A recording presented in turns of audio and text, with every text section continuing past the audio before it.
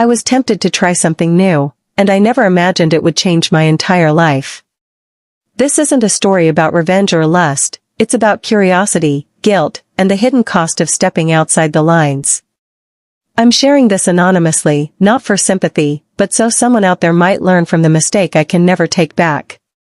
Sit tight, because this story will make you question how far temptation can go before it destroys everything. I've always believed I was the kind of man who could resist anything, except curiosity. It started innocently, or at least that's what I told myself. Life had grown predictable. The same drive to work, the same quiet dinners, the same tired goodnight kiss before turning away in bed.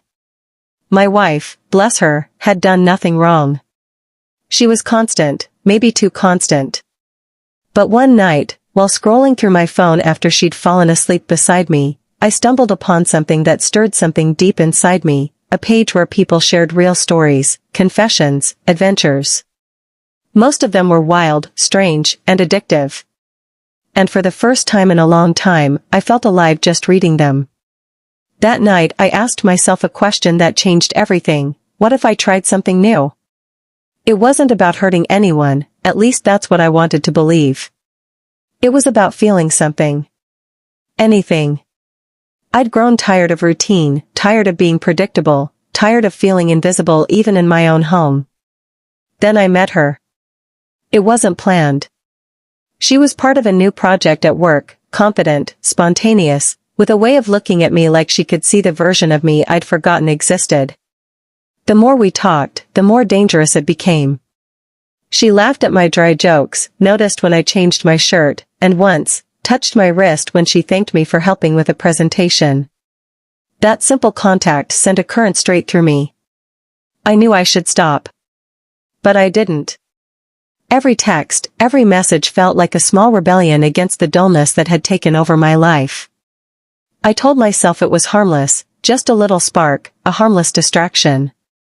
But deep down, I knew I was standing at the edge of a cliff, and each message pushed me closer. One evening, after another long day, she asked, "You ever get tired of being the good guy?" That question lingered. It followed me home. It whispered in the silence of my living room as my wife watched TV, unaware that I was slowly being pulled into something I couldn't control. I looked at my reflection that night, the same man I'd always been, but my eyes told a different story. They told me I was ready to cross a line I could never uncross. And I did. They say most affairs don't start with passion, they start with conversation. That's exactly how it happened for me. I didn't wake up one morning and decide to ruin my marriage. It began with small things, a message here, a shared laugh there, harmless little moments that slowly grew into something else. It was a Thursday evening when everything changed. She had stayed late at the office, and so had I. The rest of the team had left hours ago. It was quiet, too quiet. The air felt heavier than usual, like the silence was holding its breath. She leaned against my desk and said softly, "You look like you could use a break." I laughed, brushing it off, but she was right. I did need a break, not just from work, but from everything that had become my life. We ordered takeout, sat side by side, and talked about everything but work, dreams, regrets, how we both felt trapped by the expectations of the people who loved us. There was something raw, almost dangerous, about the honesty between us. Then she said something that hit me hard. "Sometimes, I just want to feel something that isn't routine." She didn't need to explain further. I knew exactly what she meant, because I felt it too. When she stood to leave, she hesitated, then smiled and said, "You're not as immune as you think you are." That line, that simple tease, echoed in my mind all night. I replayed it over and over until I couldn't tell if it was temptation or guilt that kept me awake. The next day, I found myself waiting for her messages, glancing at my phone between meetings. She'd send little things, jokes, memes, random thoughts, and I'd respond instantly, even when I was supposed to be focusing on work. My pulse would quicken every time her name popped up on my screen. It didn't take long before we stopped pretending it was innocent. She started calling me during her evening walks, her voice soft and personal. The way she said my name made me feel seen again. Then came the moment I can't forget, the moment everything I thought I could control slipped away. She sent a message one evening. "I'm nearby. Do you want to grab a drink? Just talk." I don't know what possessed me to say yes, but I did. I told my wife I'd be home late, work stuff, I said, and met her at a small bar tucked away behind a bookstore. She looked different that night, freer, unfiltered, radiant in a way that made my chest tighten. We talked, laughed, and drank more than we should have. When it was time to leave, she stood too close, her breath brushing against my neck when she said, "You can walk me to my car if you want." And I did. The parking lot was dim, empty, and quiet. We stood there, neither of us saying a word, both knowing what we were about to do. I wish I could say I stopped myself. But I didn't. That night marked the first step over the line, the moment my curiosity became betrayal. And once you cross that line, there's no going back. I woke up the next morning with a weight in my chest I couldn't name. It wasn't regret yet, it was confusion. A strange mix of thrill and guilt that made it hard to breathe. The night before replayed in flashes. The sound of her laughter, the warmth of her skin, the way she whispered my name like it meant something. I stared at my reflection in the bathroom mirror, toothbrush in hand, pretending to go about my routine. But I couldn't look myself in the eye. My wife was in the kitchen humming softly, making breakfast like she did every morning. I remember standing there, frozen, thinking, how could something that felt so alive make me feel so hollow the next day? At work, she acted like nothing happened. That was the strangest part.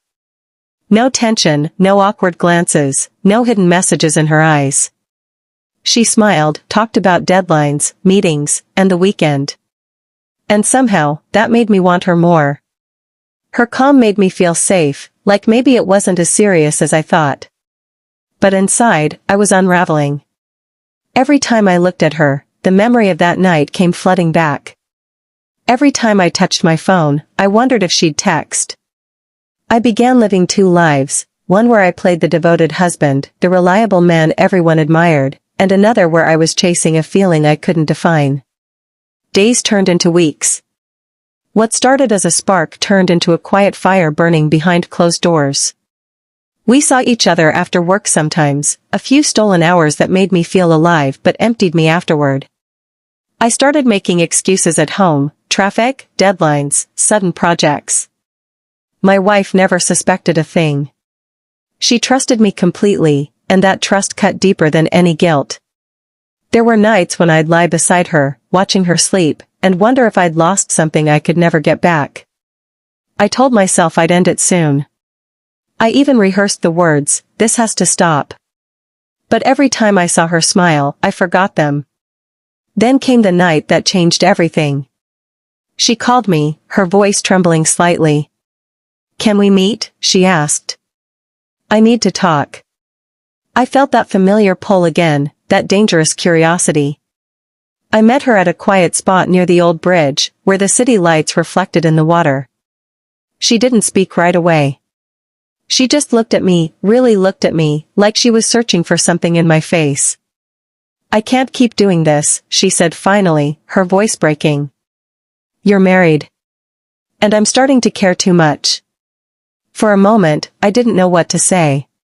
The world around us was silent except for the sound of the river. I realized then that temptation always comes with a price, not just for the people we love, but for the people we drag into our mistakes. She walked away that night, and for the first time since it all began, I felt the full weight of what I'd done. That was the aftertaste of temptation, bitter, heavy, and unforgettable. Guilt is a strange thing. It doesn't shout, it doesn't scream, it whispers. It finds you in the quiet moments, in the pauses between words, in the seconds before sleep. It doesn't care how much you try to move on, it knows exactly where to find you. Weeks had passed since the night she walked away. I told myself it was over.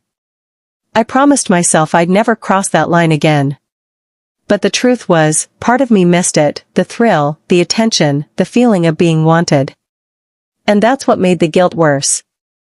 Because I wasn't just ashamed of what I did, I was ashamed that a part of me wanted to do it again. My wife noticed the change, though she couldn't name it. She'd look at me sometimes, her brow slightly furrowed, like she could sense something was off but didn't know what. I'd smile, change the subject, and pretend everything was fine. But every time she reached for my hand, I'd feel a pang of something sharp, not love, not hate, just remorse. One night, while she was asleep beside me, I sat in the dark staring at the ceiling. I realized I hadn't really been sleeping at all.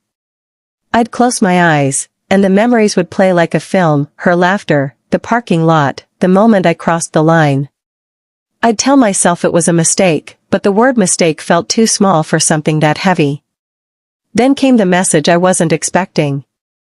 It was from her. Just one line. I can't stop thinking about you. My heart raced, my palms went cold. I stared at that message for minutes, maybe hours. I wanted to delete it, to pretend I never saw it. But curiosity, that old, familiar enemy, started whispering again. I didn't reply, but the damage was already done. That one message brought everything back. I started becoming distant again. My wife asked if I was stressed from work, and I nodded, grateful she didn't push further. But I could see it in her eyes, the worry, the confusion, the silent fear of losing something she didn't even know was slipping away. Guilt doesn't sleep, and neither did I. It followed me everywhere, to work, to bed, even into my dreams.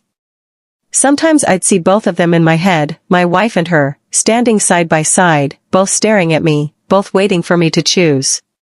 I didn't know how to fix it. You can apologize for forgetting an anniversary, for saying the wrong thing, but how do you apologize for betraying someone's trust? For stepping outside a promise you made with your heart and your word? I wanted to tell her, to confess everything, to set myself free. But every time I looked at her face, at the softness in her eyes, I couldn't. Because the truth would destroy her. So, I kept the secret. I buried it deep. But secrets don't die, they rot. And mine was starting to poison everything I loved. There comes a point when silence becomes heavier than truth. I had been carrying that secret for months, maybe longer. Each day it got harder to smile, harder to pretend I was okay. I became a ghost in my own home, present, but not really there. My wife still tried, bless her heart. She'd ask how my day was, offer to make my favorite meal, or touch my hand during dinner, hoping to pull me back. But I wasn't the same man anymore. Inside, I was living with a constant ache. The guilt had become part of me, a quiet companion I couldn't escape. I thought I had hidden it well until one evening, something unexpected happened. We were sitting in the living room, and she said softly, "You've changed." I froze. She didn't accuse. She didn't cry. She just said it with such calm certainty that it broke something in me. "I don't know what it is," she continued, "but it feels like I'm living with someone I used to know." For the first time in months, I couldn't meet her eyes. Every instinct told me to come clean, to tell her everything and accept whatever came next. But then I saw her face, the woman who had stood by me through everything, who trusted me blindly, and I couldn't. I couldn't destroy that last bit of peace she still believed in. So, I lied. I told her I was just tired, that work had been draining. She smiled, forced and weary, and whispered, "Then let's take a break. Let's go somewhere, just us." And we did. We went away that weekend, just a short drive out of the city to a quiet cabin surrounded by trees and silence. It should have been peaceful, but for me, it was torture. Every kind gesture from her, every laugh we shared, reminded me of what I had almost lost, and what I still hadn't confessed. That night, as we sat by the fire, she leaned against me and said, "I'm glad you came back to me." Those words shattered me. Because the truth was, she didn't know I never truly left. My body was there, my presence was real, but my soul had been somewhere else for months. That night, I realized something important. Sometimes the biggest punishment isn't being caught. It's living with the knowledge of what you've done. It's smiling at the person you betrayed and knowing they still see you as good.